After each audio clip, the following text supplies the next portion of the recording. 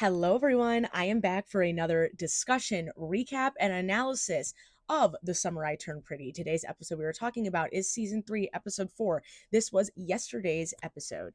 If you are seeing my face for the first time, hi, my name is Stella, and I make videos about all things media, that being books, TV shows, movies, and I also make the occasional lifestyle and beauty content. So it would mean a lot if you wanted to follow me and join this amazing community, but also follow me if you want to be up to date on these weekly recap videos I am doing, which is a series where I am going over the Summer I Turned Pretty as it's coming out every week. Pretty self-explanatory. And before we get into the recap, I just wanted to mention something that I've been seeing online about so many people are not liking this season, and I really am liking this season and this episode. I think people are just saying that like it's so insane and the characters are so irritating, but like I fear that that's the point. If you want to know the ending, I suggest listening to the audiobook of the third book. That's what I did. Like, that's at your disposal. But you guys, it's a drama show. It's a romantic, dramatic show. And the characters are flawed and are going to make dumb decisions. Like, that's television. It would not be entertaining if it happened exactly the way we would want it to happen, right? But yeah, I'm just confused because I am loving the show and I really liked this episode. So if you are enjoying it as well, then hello, you're not alone. All right, without further ado, now let's get into the episode because we have a lot to cover. So the episode starts off with Belly's birthday. She just turned 21 and she's FaceTiming Jeremiah and he's singing happy birthday to her. Then Jeremiah says that he's being treated like a baby at his new job. And all I have to say is if you're singing happy birthday to your girlfriend in the middle of the office, I mean, you kind of are acting childish and babyish. Theme for the whole episode. Then Jeremiah is expressing that he doesn't want Belly to be working so much. She is working as a server, and she says, well, we need the money for the wedding, so, hello. Laurel and John give Belly a birthday breakfast. The Mickey Mouse pancakes, I immediately thought of Infinity, if anyone else thought of that. And Belly asks Laurel if she wants to go dress shopping with her, wedding dress shopping, and Laurel says no. And I wrote in my notes that I was very proud of Laurel for standing on business, honestly. However, I do agree with John saying that our daughter is stubborn and she's going to do what we want. Maybe the way to get through to her is by softening up and accepting that this is going to happen. So I definitely see both sides, but I completely understand Laurel's side and I think she's in the right. Adam sucks. Let's just put it that way. To give Jeremiah a bone, to throw him a bone, he sucks. However, his dad has a point. Why are you talking to me about your personal stuff?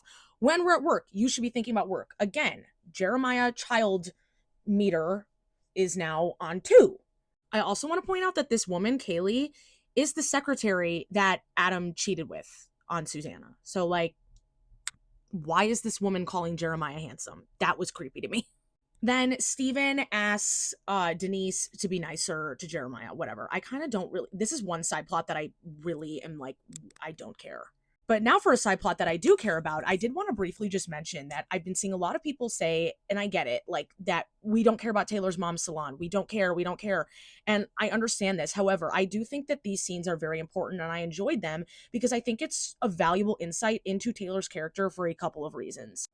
Number one, she is very fierce and spunky, right? And we obviously can tell where she gets this from now because she is literally parentified in the relationship with her mom. She is dealing with a lot of stuff, both her and her mom are, and I think this really shows that why she's not trusting of people, why she has maybe a hard time like letting Steven in because there's all of this baggage that she wants to pretend like she has it all together, but she doesn't.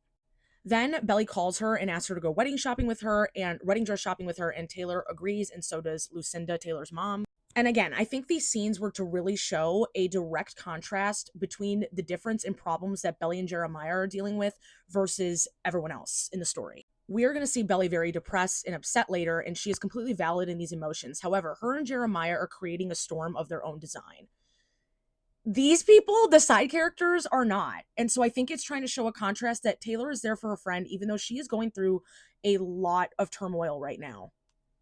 Then Jeremiah asked Steven to be his best man, and something my friend pointed out that a lot of people on TikTok were saying, Steven is objecting to the wedding and no one seems to care. Like Belly and Jeremiah aren't mad at him, but later we'll see that they're very mad at Conrad for the same exact thing. Belly finds her dress, and she's very upset that her mom was not there. So she calls Jeremiah, and she's extremely upset. She's crying. She's like, I don't know how I can do this without my mom. And the only thing I wanted to point out here is, yet again, this is another example of Jeremiah shifting the feelings onto himself. He does not comfort Belly in this moment. He purely says, like, well, I know how that feels. We know your mom died. Like, I know that it's hard and I know they can relate, but like the way he says it, in my opinion, it's very selfish. And he's constantly using Susanna as an excuse for his shitty behavior, honestly. We get another scene with Taylor and her mom. We get it. They are struggling. Then we have the talk. All I have to say about this is Laurel is right, in my opinion. If they're so in love, why can't they wait? And if I was in Belly's shoes, if that made my mom happy, like, I would wait. I'd be okay with waiting.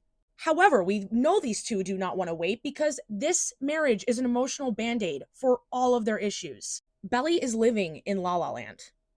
Jeremiah has not even given Belly the chance to show him that he is husband material, considering he cheated on her not that long ago. And no one else knows that.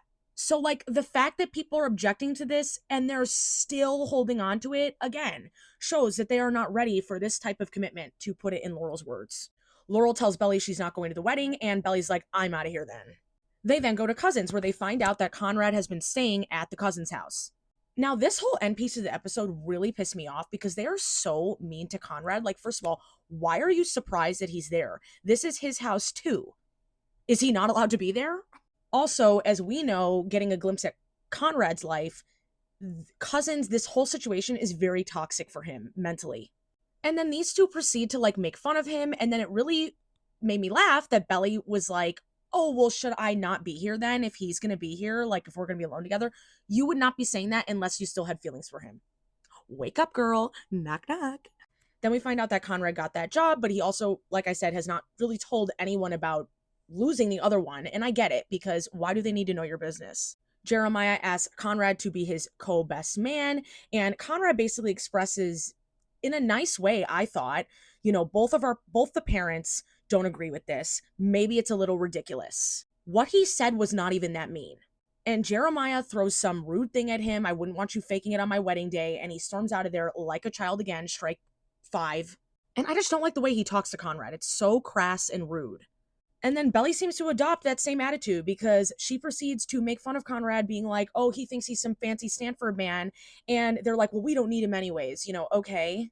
And then she was very rude to him in the kitchen, which again, he didn't say anything mean. He was just questioning, is this really a decision that you guys want to make?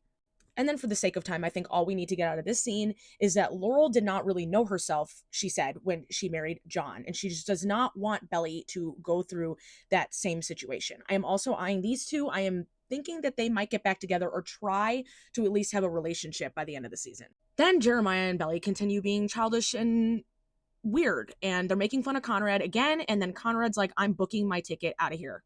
I also want to note that Jeremiah and Belly are watching the movie Speed, or that's what it looked like, which I feel like is a huge metaphor for exactly what they're doing. They're speeding, so they're just rushing everything. Why marriage?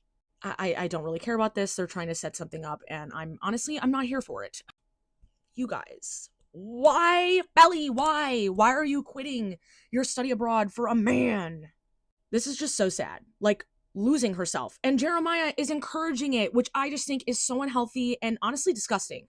And again, if you two can't live without each other for more than a friggin' minute, I think you need to reevaluate this. Taylor, too, is apparently losing herself because she is not doing her internship for her mom. Again, the parentification.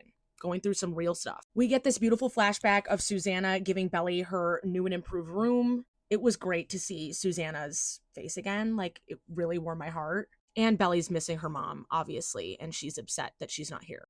Conrad hears her crying, and this man is pained. And because he'll do anything for Belly, he stays. He stays, and he agrees to be the best man.